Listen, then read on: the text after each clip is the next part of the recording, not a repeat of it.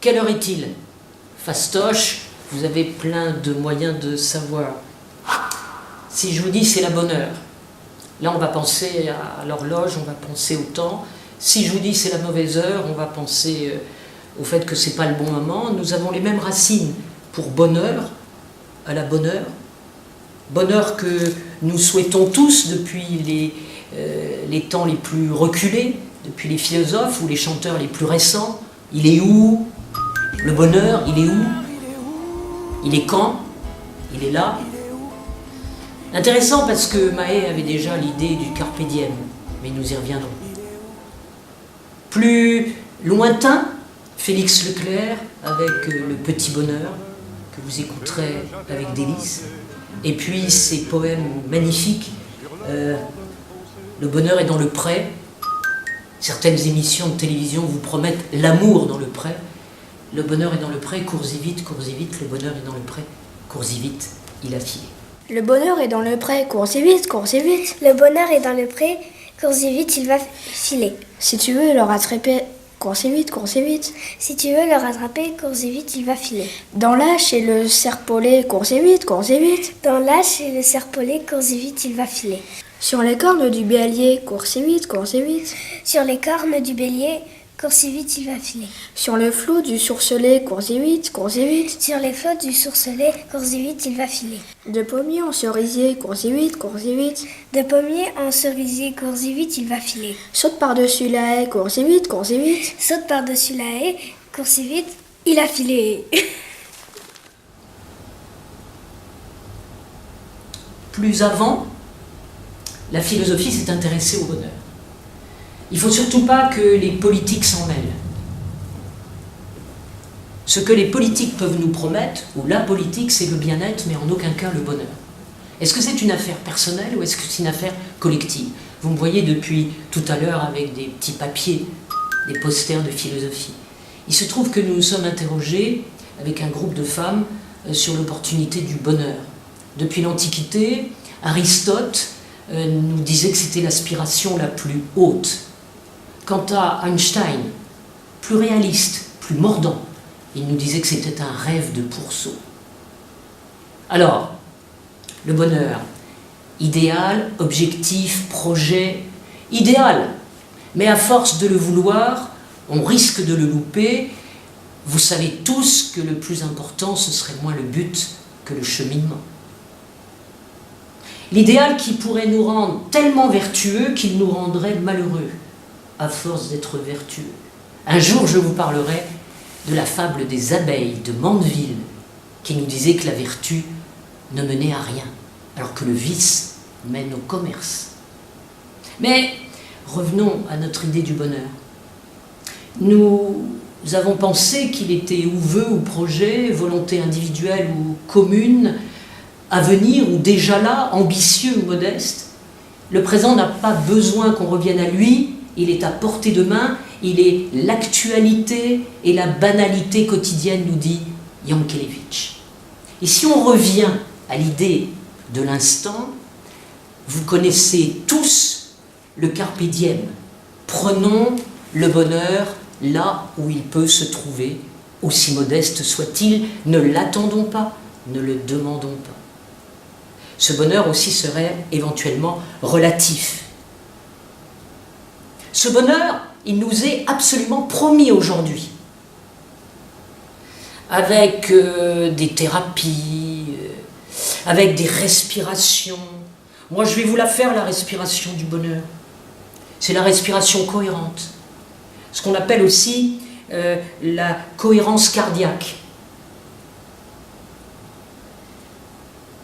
Qui consiste à, pendant 5 minutes, à avoir 6 respirations par minute pour ralentir. On peut aussi taper sur les carotides pour se rendre heureux. Agir sur le système parasympathique. On peut aussi, nous disent certains, avoir une méditation en pleine conscience. Tout savourer l'instant. Est-ce que c'est ça le bonheur? Est-ce que c'est ça le bonheur?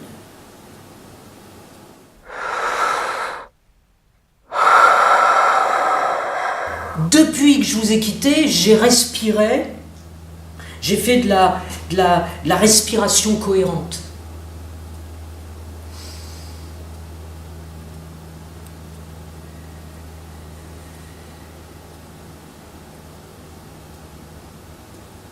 Pour ralentir mon cœur, pour sentir tous les instants. Plus de 300 thérapies sont au service du bien-être. Vous imaginez? Alors, quoi faire, quoi être pour masquer notre condition d'être fragile, et qui suivre, quoi suivre? Et qu'est-ce qui est devenu ce contexte d'aujourd'hui, cette obligation du bonheur, injonction du bonheur? Autrefois, on était, il n'y a pas si longtemps, on était dépressif et c'était malvenu de dire qu'on était heureux. Et la dépression était presque devenue une convention sociale. Aujourd'hui, il faut impérativement être heureux. Cette tyrannie du beau, cette tyrannie du bien, cette tyrannie du bien-être, il va falloir commencer à l'égratigner un peu et passer un autre contrat avec les autres et avec soi-même que le malheur absolu ou le bonheur total qu'on mesurerait en bonheur national brut. Mais revenons à nos posters de philosophie. Nous avons fait la différence entre hédonisme, plaisir artificiel, activé, et épicurisme, plaisir naturellement éprouvé. Un bonheur personnel ou collectif promis peut être un bonheur soumis à conditions et forcé, aussi bien dans une monarchie, le bonheur des sujets du roi, que dans une démocratie, le bonheur du peuple roi. Mais assujetti à être parfaitement bien. Pas un gramme de plus. Des muscles parfaits. Pas de vieillissement, pas de stigmate. Et vous lirez, puisqu'on va vous l'associer, vous lirez les dialogues que j'ai eus avec ce groupe. Quand je demandais le bonheur est-il égoïste? Peut-on vouloir le bonheur d'un peuple? Peut-il être collectif ou simplement individuel? Ce groupe répondait, il décide quand même, les dirigeants, qu'on soit heureux, ou en tout cas en partie. Ils organisent des fêtes pour eux et pour nous, comme les feux d'artifice du 14 juillet. Il faudra mettre tout le monde au même niveau. Tout le monde au même niveau, c'est pas possible, dit l'une d'entre nous. Égalité, fraternité, liberté, c'est écrit au-dessus des mairies, palais de justice, sur les pièces, à l'hôpital, alors pourquoi? Et M comme Mireille, celle qui est à votre service et au service des saveurs du savoir. La démocratie a pour obligation et mission de permettre un égal accès à tous sans que tous soient égaux. Et aux antipodes de l'idéalisme illusoire dénoncé par Marx, qui n'aimait pas qu'on s'illusionne, qui n'aimait pas qu'on soit exploité, mais qui n'aimait pas qu'on nous balade trop en bas ou trop en haut. Ou loin aussi du fatalisme dérisoire dénoncé par Nietzsche, qui se battait contre les professeurs de résignation, il y a cette invitation à descendre en nous, c'est-à-dire à davantage nous écouter. Et je dirais rapidement à écouter notre fort intérieur. Écoute les autres, mais écoute-toi, écoute-toi. Et quelqu'un qui a été pris pour un malade mental pendant des années, qui s'exprime très mal, avec beaucoup de difficultés, beaucoup de force, beaucoup d'énergie. Il s'appelle Jolien. Il est bien vivant, bien pensant, magnifique. Et entre deux voyages très lointains, il nous dit « Plutôt que d'essayer d'écarter les dangers ou de s'évertuer à réunir d'artificielles et inutiles conditions au bonheur, nous devons avoir la force de nous arrêter. » Oscar Wilde, oui, qui disait d'ailleurs « La mort est au-dessus de mes moyens », toujours endetté, Oscar. Il nous disait, très très égoïste, « Il ne suffit pas d'être heureux, encore faut-il que les autres ne le soient pas. » Eh oui. Là, il avait au moins l'honnêteté de reconnaître que le bonheur pouvait être comparatif c'est-à-dire en se comparant aux autres, on s'estime moins malheureux et après tout, plus ou moins heureux. Une espèce de bonheur en solde, si vous voyez ce que je veux dire. Et là, retour au groupe de ces femmes formidables avec lesquelles j'étais. Alors, une d'entre elles dit non. Et Mireille aime être heureux aux dépens des autres. Ah non, disent les gens du groupe, c'est méchant. M, que nous arrive-t-il de nous dire, les femmes du groupe? Il y a plus heureux, il y a plus malheureux. Cela nous soulage de nous dire qu'il y a plus malheureux. Alors Mireille dit, ben, vous voyez, on reste sur nos acquis. Moi, je serais heureuse si j'avais l'électricité et l'eau. Ce qui veut dire que l'une d'entre elles, l'une d'entre nous ne l'avait pas, en passant. Et en passant, c'est pour vous dire que le pauvre n'est pas toujours le sans-abri ou celui associé à des clichés qu'il faut pouvoir dépasser. L'une d'entre nous encore nous dit ceci: le bonheur, c'est de se dire qu'on est en bonne santé. C'est quelqu'un qui nous a fait du bien, ou dit une parole qui nous fait du bien. Et là, moi je vous invite à écouter Alain. Alain, qui est un prénom, mais qui est en même temps le nom d'un très grand. On va l'appeler philosophe, on va l'appeler homme de lettres, on va l'appeler humaniste, on va l'appeler tout ce que vous voulez. Les femmes auxquelles j'avais aussi dit tout cela s'étaient régalées de ces remarques.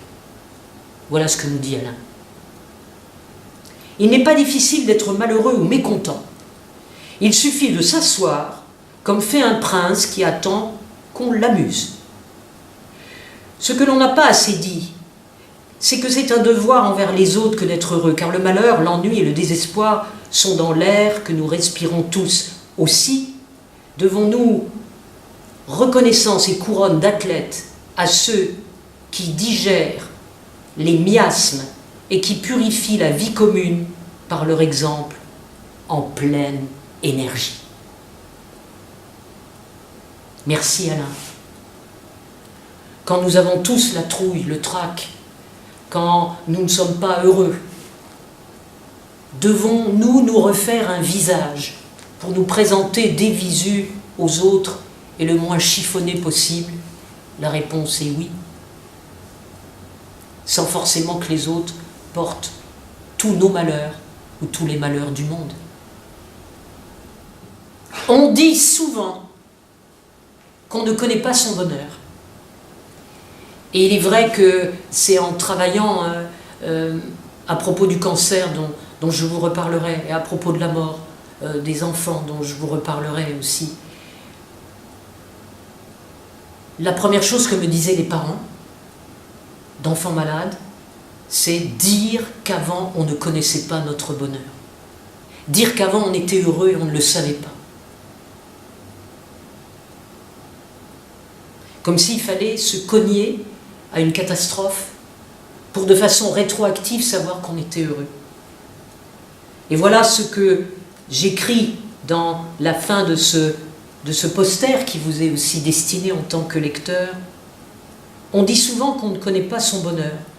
Et en se demandant à propos de la bonheur, c'est quand, à travers quoi et qui, nous pouvons nous dire sans avoir peur d'une quête impossible que cela nous échappe. J'y suis ou pas. Et c'est pourquoi, en bas, l'arrêt de bus signifie moins qu'est-ce que j'attends que qu'est-ce que je fais de ma vie et dans ma vie. Et puis la légende que vous avez ici nous indique c'est quand le bonheur, l'horloge et l'arrêt de bus. À bientôt, mais n'oublions pas, la pensée, l'art, la vie, c'est bien sûr du mouvement, mais c'est surtout de l'arrêt.